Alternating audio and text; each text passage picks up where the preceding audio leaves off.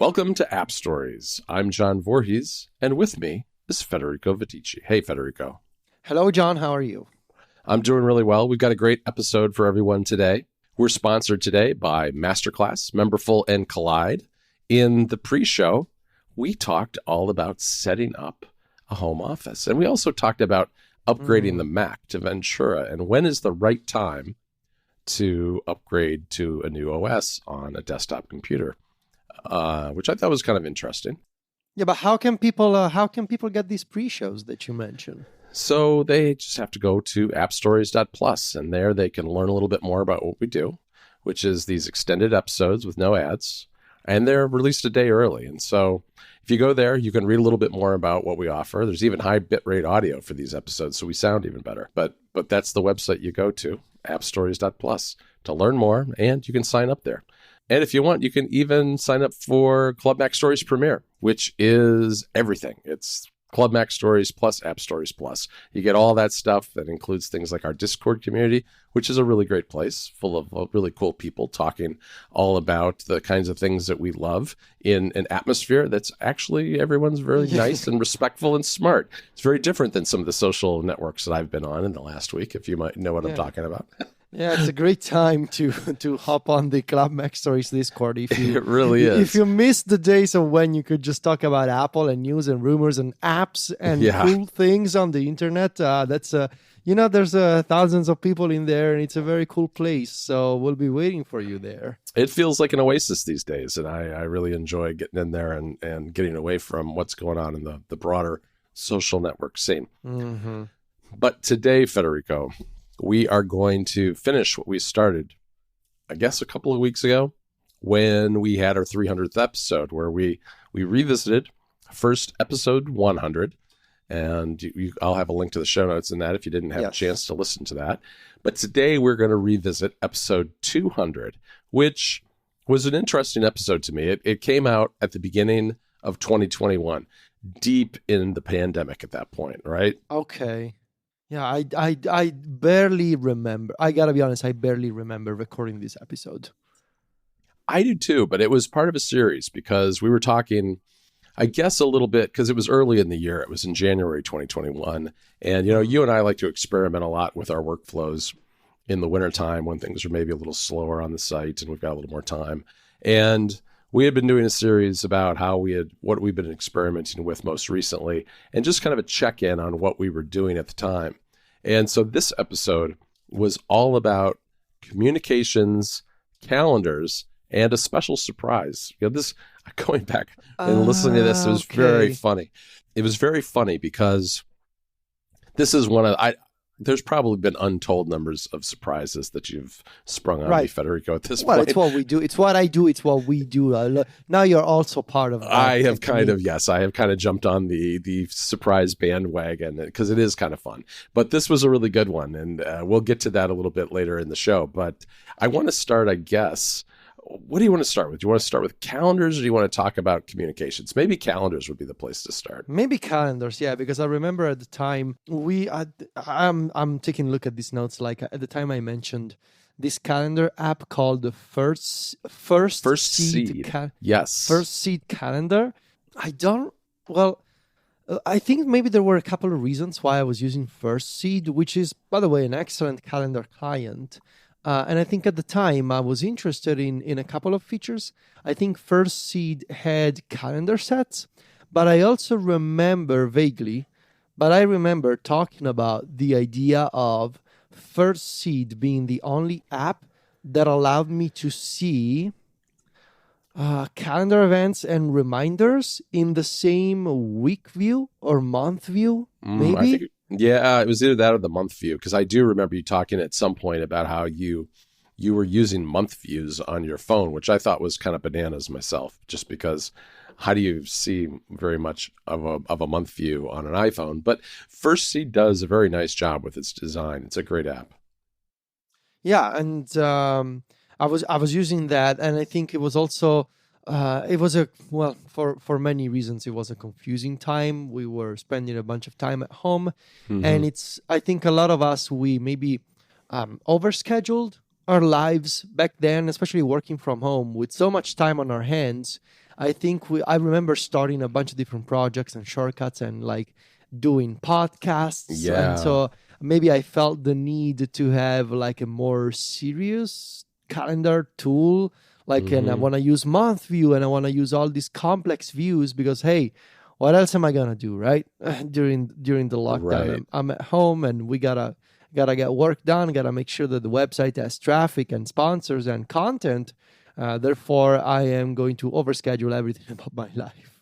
I think that was the general sense that I Yes, this is had. a broader topic about what you and I did to ourselves in 2020 and 2021, which I think we're still kind of paying the debt on a little bit. But yeah, we were both kind of pouring ourselves into our work at that time, at more than anything, just to kind of pass the time, I suppose.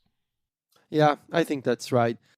What do you remember? Which calendar app you were using at the time? Yeah, I was using a combination of things. I had basically been at that time I was transitioning back to Fantastical. And I do this from time to time. The reality is I don't really need much of a calendar other than the built-in Apple Calendar app. And so right now that's where I've gone back to. My calendar situation is pretty simple. I have a family calendar for stuff that Jennifer and I have scheduled. I have a shared calendar with you, and then I have just kind of a personal work calendar. So those are my three main ones. And so it's not very complicated. I mean, it really just comes down to, you and I have a couple of things scheduled each week usually, and I've got maybe a couple more things that are just me things for Mac Stories, and then Jennifer and I will have a handful of things scattered throughout the week too. And so having sets is nice, but because I work from home, I rarely turn off any of my calendars because they're not so complicated that I can't kind of get a good overview with all three of the main calendars turned on and showing me what's going on. Because the reality is that like right now while I'm moving into a new house, if my movers are coming at 8 a.m. on Tuesday morning, and that's in my family calendar, I need to know that so I don't schedule doing something with you at that same time, that kind of thing. So it really pays to have them all on. So I don't really get a benefit from calendar sets personally, or really even using focus filters for that matter. Instead, I just use those three basic calendars in the calendar app at this point. Hmm. I am using Fantastical now. I've been using Fantastical for a while. Mm-hmm. I do. I really. I think I always go back to Fantastical because of how polished the experience is. I mean, the app is very nice looking, especially on the iPhone. I've always been a fan of the day ticker UI at the top of the screen, and I also like that it's got a bunch of options now. It's got multiple views. It's got all kinds of features. Here's the thing about Fantastical. It's got all kinds of features as part of the FlexiBits subscription that I don't actually need. My calendars needs, like you, I think, they're pretty simple. I only have a few calendars. I don't really take advantage of all these other features like templates or proposed times for meetings, the time proposals thing. Like, Right. when I think about it, the Fantastical subscription, it's got a lot of things I don't actually need or use, but I just like Fantastical, like the way it's designed, the animations, the polish, the pace of updates, the fact that a new iOS feature launches, there's always support for Fantastical always supports it, be it shortcuts or widgets or whatever, Mm-hmm. custom icons, all that kind of stuff. I do use calendar sets a bunch. I have a podcasts calendar set that aggregates my it collects a calendar that you and I share plus my own calendar for other podcasts. And so that's very helpful when it comes to, seeing all my podcast bookings at a glance. But I also have a calendar set for personal stuff. So it's my personal calendar plus the family calendar that we share with Sylvia. And I Mm-hmm. also have a calendar sets for all of the upcoming media releases that I'm keeping an eye on. And this is a calendar set that basically combines my two separate calendars for music releases and video game releases. And so when I want to see what's coming up, I switch to that and it defaults to, I have a shortcut that loads the calendar set for media releases and switches to month view. So I can see like it's a very nice bird's eye view at a glance of all the media that's coming out this month. And it's very nice. I use it a lot. Yeah, I have been using calendars for that kind of thing too. But what I tend to do is if my calendar is looking kind of cluttered and busy, I'll just turn off the media ones in whatever view I've Yeah. got, and then I'll go back and turn them on later, like maybe on a Friday afternoon. I'm trying to see if there's anything that came out during the week that I want to enjoy. All right, well that's interesting. I mean, I'm a fan of Fantastical as well. It's just that it's just more than I need, and so I kind of go Yeah. back and forth. You know, it's like that's something we've talked about a million times in this show is finding the right size app for whatever your needs are. And while I like Fantastical a lot and its subset of features suit me really well, it's still got, like you said, I mean, there are an awful lot of things in there that I just don't need, and Apple's app does a pretty good job for me. So that's kind of where I'm at the moment, but I'm sure I'll go back at some point. The other thing I should mention really briefly that I have used some and I'd like to use more is that Raycast has a nice calendar integration, both Yes. for seeing a calendar and just like seeing what the date is, seeing your day's schedule, and creating events. And it's a handy way of doing that without actually digging into the calendar app itself. I mean, one of the downsides, I guess, of Apple's calendar is it does take a fair amount of tapping and clicking around. Its UI is maybe a little heavy in terms of the number of things you have to click in order to get an event scheduled. And with Raycast, I can just kind of fill out the major fields very quickly, and it drops into my calendar without me having to do a lot of work. So that's something I've been using since we last talked. Yeah, the Raycast integration is also very nice. It's and it's one of those apps that I also started using since we recorded episode 200.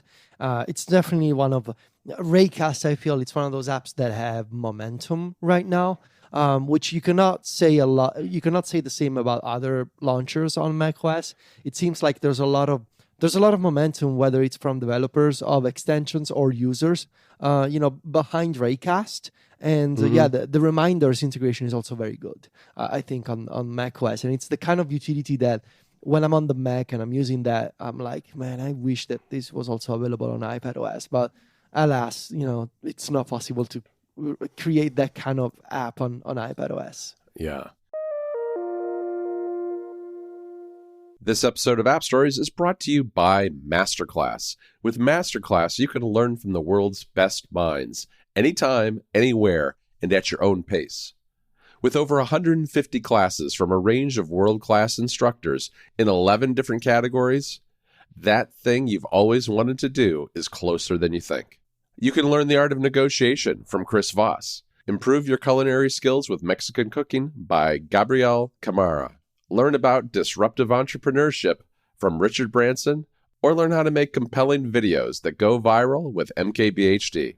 I recently completed a storytelling class by Neil Gaiman, and it's been fantastic. Last time I told you about Masterclass, I had only just done the first few classes, but I finished it recently, and what I've really loved about it is that despite the fact that it's about fiction writing, it really has a lot of good advice that's applied to the kind of writing that I do, which is nonfiction. The class covers both the theoretical and practical aspects of writing. There are lots of great nuts and bolts tips, but there are also interesting philosophical topics that really make you think about what you're doing and how you're approaching your writing.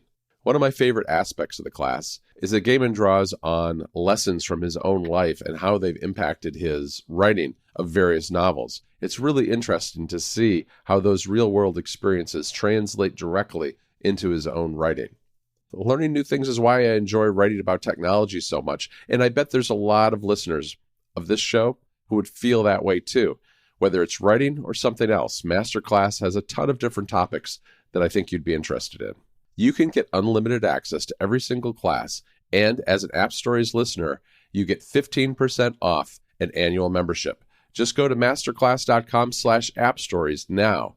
That's masterclass.com/appstories for 15% off on Masterclass. Our thanks to Masterclass for their support of the show. You know, the other thing we talked about in episode 200, and I re-listened to this episode a couple of weeks ago. I can't remember how it came up, but at the time, you were using an Amazon Echo, I think primarily because you could speak to it in Italian. Oh God, that was That was a long time ago. Yeah, I remember this. I remember going a bit wild with buying all the Amazon Echoes during the pandemic and then selling all of them once Oh, I okay. That's what I was realized going to ask. You're not doing anything really so much these days, are you? I have at the moment zero home assistants in the Really? house. Wow. Zero. I sold all of them. Hmm. All of them. All the HomePods, Hmm. all the HomePod minis, and all the Echoes. All of them. Interesting. Let me ask you this: Yeah. what are you using for sound for your TV? Sound? Yeah, are you using the TV Just the speakers? TV. Yeah, I am. Yeah. Like I know. Federico. I'm not going to shame you Yeah, too well, much, but I mean, what are you doing over there? I just I don't know, man. It's You're our the guy sound who bar's likes. You're good. Uh, well, yeah. There are some good ones. There's some good ones. Sonos makes a really nice one. I don't know. I haven't really looked at sound bars because I mean, I've looked at them a little bit, but I've been using the original HomePod still for that purpose. well, I sold all of them and I make good money off of I them. know. I know. Also, I don't know. I feel like I think I want to wait to see what Apple does next. I think, I would if I were you. yeah, the lesson that I learned is that regardless of my curiosity for competing platforms, I think I gotta stick with the HomePod, whatever the next version is gonna be, because so much of my life revolves around Apple apps and services anyway. And switching to the Echo, while it's totally usable, and with the Matter standard that is now launched and is now compatible with Home on Apple platforms, it should also actually be easier to use competing devices in the same ecosystem. It But will, although I will tell you that Amazon is taking a very slow and steady approach from what I read see, there yesterday you go. because they are not going to be compatible with anything in the Apple ecosystem until at least early 2023. See, that's what I meant. Like, I think that I just need to wait to see what Apple does. And we also we bought a house, so like Mm-hmm. I think it just makes more sense to wait and see. If I gotta redo my setup from scratch anyway, might as well wait and see what's coming up in terms of the HomePod line, because something's gotta happen, right? I mean, Apple just has the I HomePod think Mini, so. which is the mini version of nothing at this point. Yeah, no, Like, I mean, I would not suggest a HomePod Mini for your TV speakers. I mean, given your setup, I don't think that would make any sense. we I mean, did try that in 2021. We did how try did it that for go? a while. It went okay. I think it went okay. We were using We're the using two of the. them in a stereo I pair. was using two of them in a stereo pair. We were also using the HDMI Yep. ARC pass through Yeah, I'm thing. doing that. It was okay. There was always like a 5 second delay whenever we turned on like live television. And there was always like a delay in terms of the HomePod, like the Apple TV telling to the HomePods, "Hey, you're supposed to be the speakers for the TV." Like there was always like a bit of initial latency, but then it was fine. Oh, Ultimately, we realized, we're switching, we're moving, might as well sell everything and think about it again in sure. 2023 if Apple has new offerings or whatever the situation is going to be like after Matter. And we'll see. Also because like we have a built-in like home automation here in the house, which I think is only actually compatible with Alexa. So there's a question of, well, should we get Mm, something that has a native skill that can control the appliances that we already have here? But also there's another point here. I think over time we have realized that we don't really like automating things in that sense. Like automating the lights is fine, but okay. we just prefer to turn on things manually, control them, see when they are done. Like the dishwasher, for example, is a good example. We were given the option to buy a Wi-Fi connected dishwasher that you could automate, and it would do the thing on its own, and it would notify you.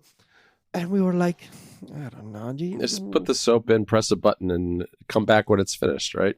Yeah, that's what I prefer to do. I Yeah, it's go easy. there.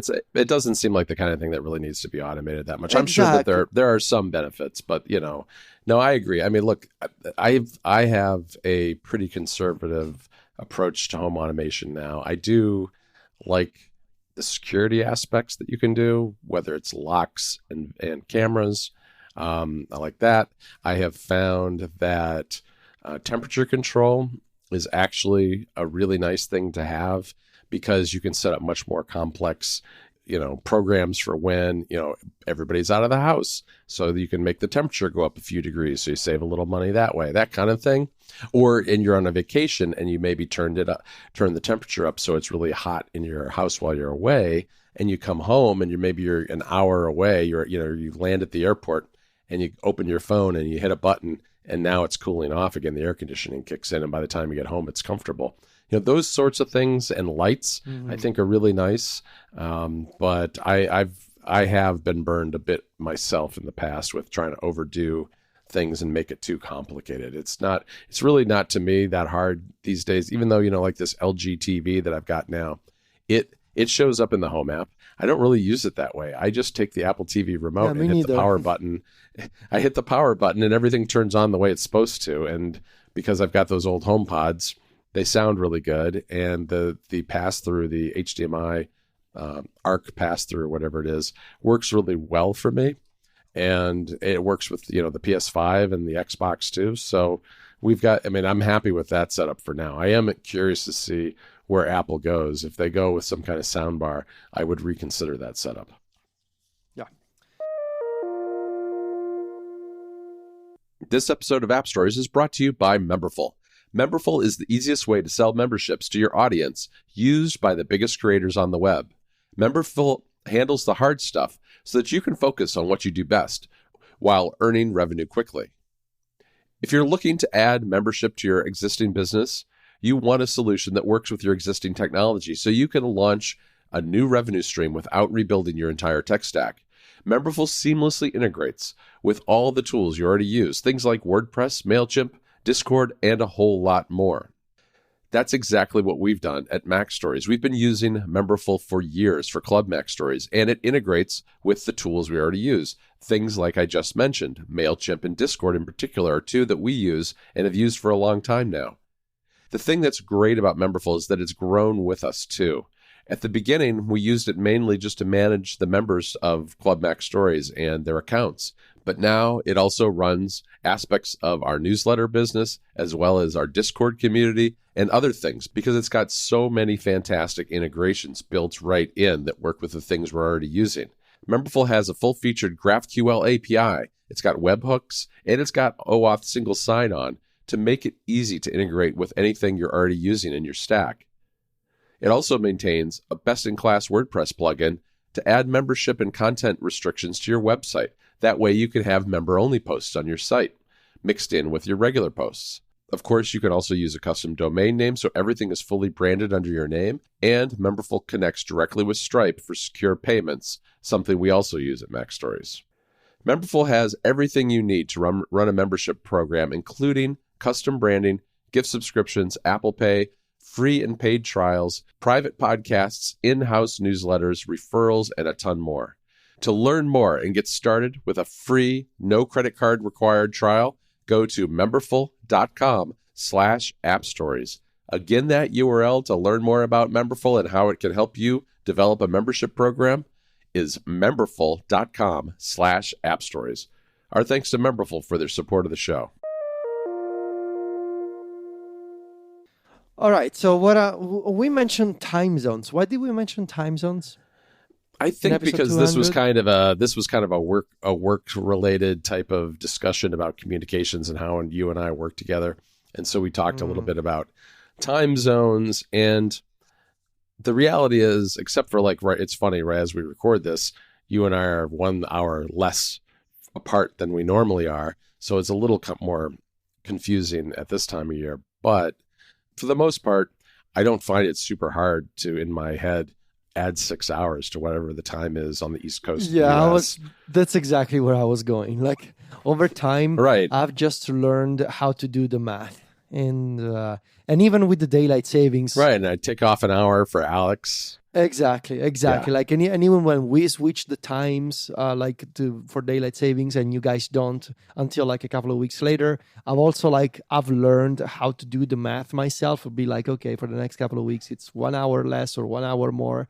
than usual. And yeah, like there are plenty of time zone related services, utilities that have come out over the past couple of years. I mean, you take a look at Vidit Bhargava's excellent Zones app, which is a new one that launched a few months ago. Really well done. But ultimately, I just know that, what time it is in New York, and I can go from there usually. Yeah. I mean, the thing is it's usually just you and I coordinating with each other or with maybe one other person at most. So if it were 4 or 5 of us, that might be a different story. It might be a little more confusing and we might want to use something like that. But for the most part, I'm either adding 6 hours to the clock or subtracting 1 hour for Alex. And that's all that I really need. So anyway. Yeah. And I do Google it. I think you put in our notes that you Google it sometimes, which is... Oh, yeah. I use Siri and Google for all those times when I just want to make sure. Yeah, exactly. Like this morning I did that because we're at that point where it's a little different. I wanted to make sure I wasn't wrong about the time. So, all right, we should talk about Commuications because at the beginning of 2021, you and I were deep into the planning for what would become Club Mac Stories Plus. And part of Club Premiere, as I mentioned at the outset of the show, is a Discord community. And we had been thinking we had been talking for years about starting some sort of Mac Stories community. And we finally did later in August of 2021. But in January, we set up a Discord just for you, me, and Alex so that we could really just get used to it and use it more ourselves, both for work and for other things, other Discords that we join individually. And I think the other thing that drove this too was that Slack was purchased by Salesforce, right? And I think what we're concerned about has become true, which is it's a much more slow-moving, more enterprisey company today than it used to be. We paid for Slack back then, and it's not an insignificant bill. And we weren't using, I think it's fair to say we weren't really using Slack to its fullest because we're a relatively small team.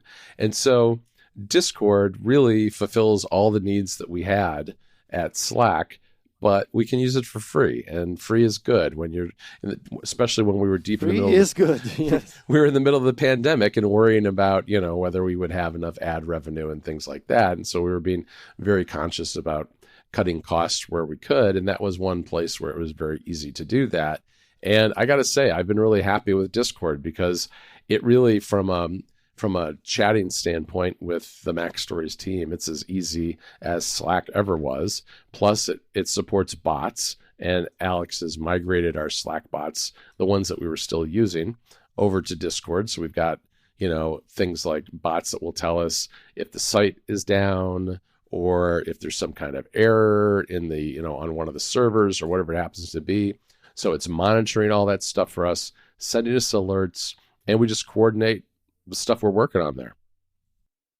Yeah, I've also been very happy with Discord. I think it's been an excellent change for us.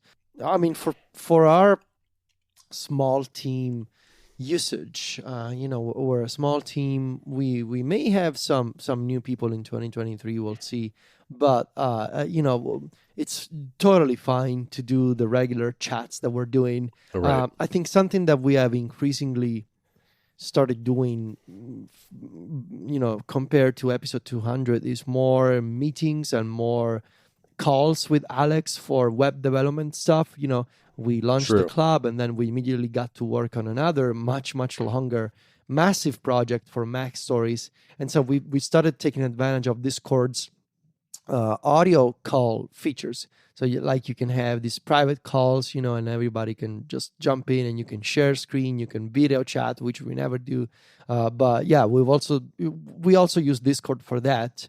But then of course there's a whole club aspect of the Discord where, we got all those members and I feel like we take advantage of a bunch of features that Discord has. I mean, all the bots and the moderation, the town halls, which are like these stage channels where, and we haven't done one in a while. We've been so busy with the September and October release things, but we will pick up on that soon again. And so we have those stage channels where everybody can participate, and you can do polls. Like, we do a bunch of things on the Club Mac Stories Discord, which has been a significant change for us, not just in terms of the tools that we use, but in how I think, and especially this is especially relevant now with the slow, quick, we'll see, demise of Twitter. But it's a massive change for us in terms of how we communicate with our audience, which is not something that we could have said in episode 200.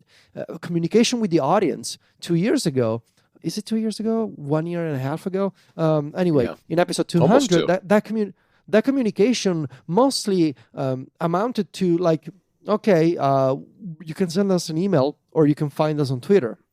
But now there's a more direct way for people to talk to us, and not just talk to us, but like chat together, which I think has been a massive change for us. I've been thinking about this for years, and I was so unsure and careful. Like, oh gosh, I don't know if I want to do a Mac Stories community. What about moderating the community? What about, engaging with the community? But I gotta say, especially now that, things are going a certain direction with Twitter, I am so happy that we have the Discord. Oh yeah, me too. I mean, it's more feedback by far than we ever had any time before. Yep. We had Discord, which is really good for us because it gives us a sense for what people are interested, what they think about what we're doing with the site, and it just gives us an opportunity to pick the brains of a lot of really smart people. I mean, there are a lot of people who are as obsessed with apps and things in this Discord as you and I are. And they discover things that have, passed us by that you and I maybe haven't noticed. And it's a great resource that goes both directions, both for us and for everybody there, as we share all these links and apps and other ideas that we have on the Discord. So that has been big. That has been a really big thing. I also think we should mention iMessage. We didn't mention iMessage in episode 200, I think, but we should. I want to say that the Messages app has received some really excellent upgrades over the past 2 years. Like even just things like, being able to quickly see all the image attachments or links that John sends me, the shared video integration in a bunch of default and third-party apps on iOS. The ability to have more controls in groups, the ability to edit iMessages, to delete them, to, all these features that, in isolation, they're all quality of life improvements. But when you consider them all together, they really make Messages a much, much better messaging client than it was when it started out 10 years ago. But even just compared to 2 years ago, it's so much in much better shape than before. And I mean, John and I, we use it all the time privately. I use it with Sylvia. We have our group chats with our friends, with Mike and Steven. I talk to other friends on iMessage. Apple has been doing some really excellent work on the Messages app. Yeah, they really have. And I think a lot of times I judge it by our conversations because we use it so much for the work that we do that, they're long conversations. And it's a lot easier to go back and find things now than it ever was before, whether it's with something like Shared With You, where a link or something will show up somewhere else in another app, or if it's just going into the list of links that are in our thread and clicking on one of those and being able to get right back to that part of the conversation. It's actually made it a really useful tool. This episode of App Stories is brought to you by Collide. Traditional endpoint security tools can make your workplace feel like a surveillance state, turning users and IT teams into adversaries, and ultimately driving your employees to work on unsecured personal devices. It doesn't have to be that way. Collide is a device security solution built around honest security. Their philosophy is that employees aren't your biggest security risk, they're your biggest allies, and your relationship with them should be based on transparency and informed consent. Collide works by notifying your employees of security issues via Slack and giving them step-by-step instructions on how to resolve them themselves. For IT and security teams, Collide provides the right level of visibility for Mac, Windows, and Linux devices, and it can answer questions about your fleet's security that traditional MDMs can't. You can meet your security goals without compromising your values. Just visit collide.com/appstories to find out more. If you follow that link, they'll hook you up with a goodie bag. just for activating a free trial. That's KOLIDE.com/appstories. Our thanks to Collide for their support of the show. All right, Federico, before we go for today, I want to talk about your surprise, because you wanted to spring a surprise on me for this particular episode. And my guess, it just took an extra maybe a year and a half for it to come true. My guess was that you had bought a Windows PC. Yeah. And now you have multiple Windows PCs. You went a little overboard. I must have planted that seed in your head back in 2021. But I don't know when. I think, wasn't the Ioneo that was your first Windows PC? No, it was the Intel NUC. Oh, that's right. You got the NUC. And now you have two NUCs, one or two Ioneos, a gaming PC, a gaming laptop. Yeah. All right. That's 6 total, maybe. Yeah. That's a lot of PCs. Well, it turns out at that time you hadn't bought any PCs. You had 0 PCs. Instead, your big reveal was that you were switching to Spotify, which I actually was kind of bummed about at the time, because I was like, one of my main sources of recommendations for new music is Federico. And I knew that I wasn't going to switch to Spotify. And I thought, not going to get any more good recommendations from Federico. But obviously you still did, and it's easy enough to turn a Spotify URL into a Apple Music one using apps. But that was a pretty long-lived experiment. I think, did you go a full year? Or did you go like about 9 months or something? 6 months, I think. Okay, yeah, it was a pretty long time. What do you miss? What do you miss about Spotify? Well, obviously, I moved back to Apple Music after that. It was a very informative. It was a very informative experience. I still do believe, and Sylvia actually shares this.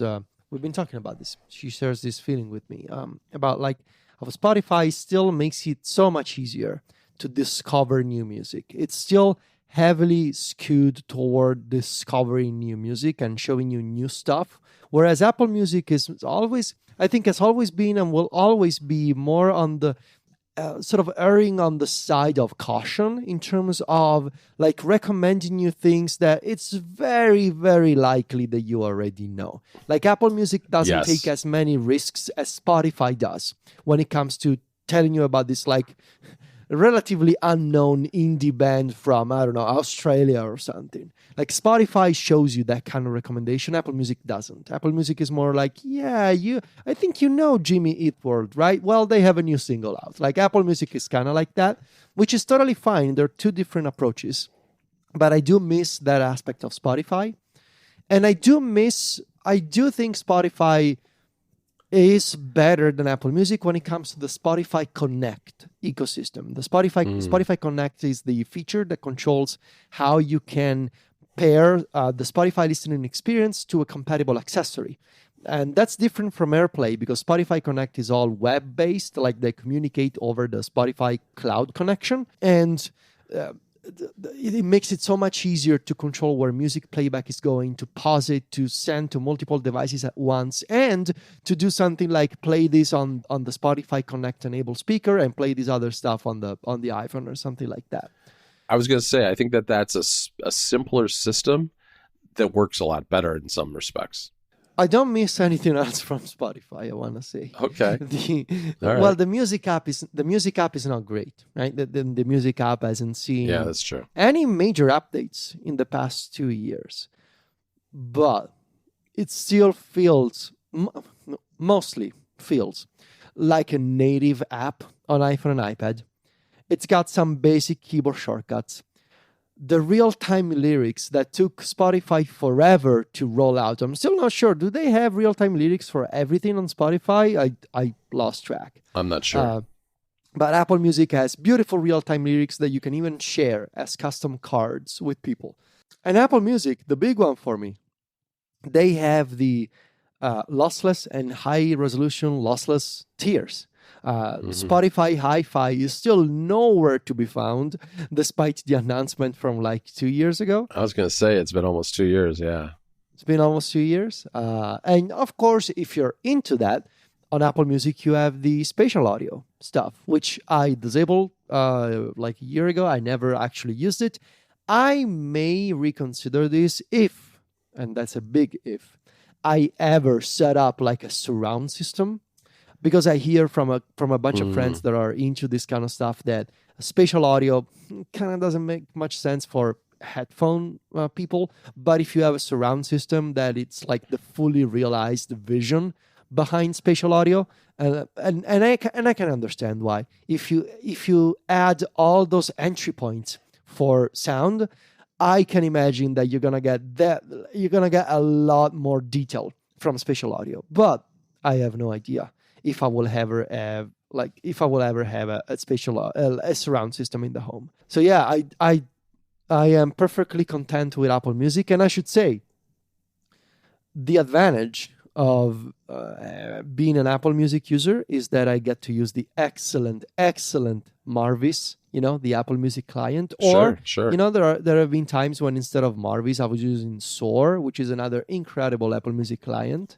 And I get to use all these other ecosystem of utilities, like Music Box, Music Harbor. They also work with Spotify, but the integration is always nicer with Apple Music. Yeah, I agree. And I feel, though, like the one thing about Apple Music I'll say is that Apple is in stiff competition with Spotify.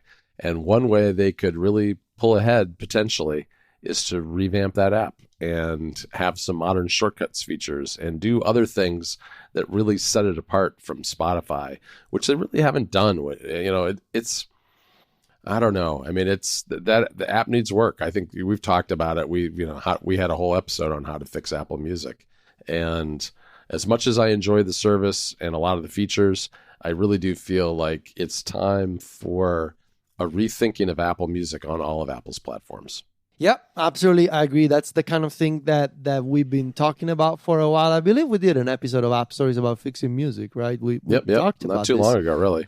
So, but we didn't get anything this year. So, no. Hey, we always have 2023, I guess. We got a star, Federico. We got the star. You can go to an artist page and tap on a star, and you will get more notifications. Yeah, we can wrap it up there, John. I think you've said enough. That's the perfect time. We got a star. We got a star. You can give your favorite artist a gold star if you'd like. And I've tried it, and as far as I can tell, it hasn't tuned my recommendations at all. Maybe not. Who knows? It's imperceptible as far as I'm concerned. In any event, that's a good place to stop. Thanks for listening to this week's episode. I want to thank our 3 sponsors. That's Masterclass, Memberful, and Collide. You can find me and Federico over at macstories.net. Federico is at Viticci on Twitter and Instagram. That's VITICCI.